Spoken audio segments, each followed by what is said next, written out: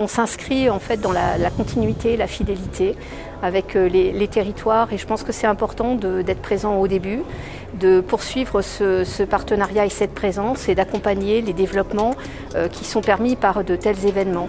Donc pour nous c'est très important d'être à Héritech parce qu'Héritech illustre vraiment la façon dont on souhaite travailler avec les territoires et les écosystèmes. Et ce qui fait la valeur d'Héritech, c'est évidemment toutes les rencontres qu'on peut être amené à faire, tous les échanges qui font naître des projets, des idées, des accompagnements et aussi de montrer qu'Orange fait partie de cet ensemble et est présent dans les territoires.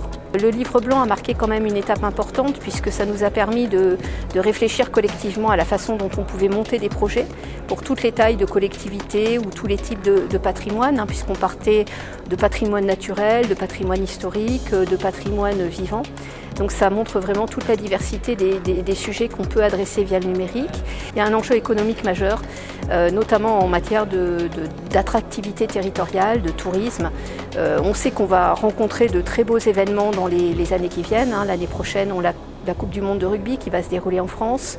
En 2024, on a les JO, ça va drainer énormément de visiteurs venant de tous les pays. Et ces visiteurs, on aimerait bien qu'ils puissent venir découvrir les territoires, qui sortent des lieux de l'événement proprement dit, mais qu'ils en profitent pour venir faire un tour et goûter aux richesses de notre pays.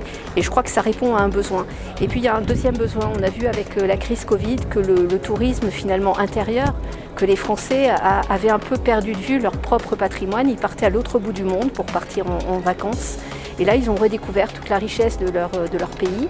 Et c'est vrai que développer l'attractivité territoriale, ça passe par le numérique aujourd'hui, pour atteindre des publics qui sont appétents à ce type de dispositif. On peut avoir une expérience immersive où on va être en immersion complète. C'est ce qu'on propose avec Éternel Notre-Dame sur l'expérience complète. Et on peut passer aussi à des solutions d'immersion à travers des casques de réalité augmentée qui sont des casques standards du marché et où on éprouve les sensations qu'on va éprouver un petit peu diminuées et sans la même surface. Mais en tout cas, on peut accompagner des personnes qui ne souhaitent pas faire l'expérience ou qui ne peuvent pas la faire parce qu'ils sont éloignés ou qu'ils ont des problèmes physiques.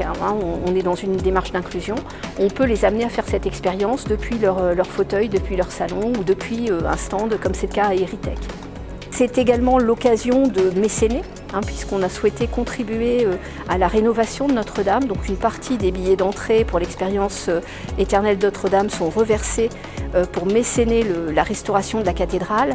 Donc oui, ça permet de donner à voir ce qu'est la cathédrale depuis ses débuts, dans son histoire et jusqu'à l'incendie et ce que ça va pouvoir être au-delà, de lui donner vie, de la matérialiser. Et d'ailleurs, l'expérience qui est aujourd'hui à la Défense va venir s'installer sur le parvis de Notre-Dame. Un usage de la 5G donc, qui va démontrer par l'expérience, par le vécu, ce que la 5G va apporter concrètement dans notre quotidien et dans notre accès à notre environnement, au patrimoine, à la culture. Donc c'est une très belle démonstration de ce que la 5G permet de faire aujourd'hui.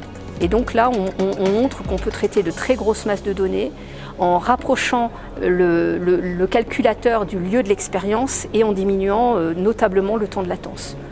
Donc c'est une très belle démonstration à la fois technique et à la fois émotionnelle qu'on va offrir sur le parvis de Notre-Dame.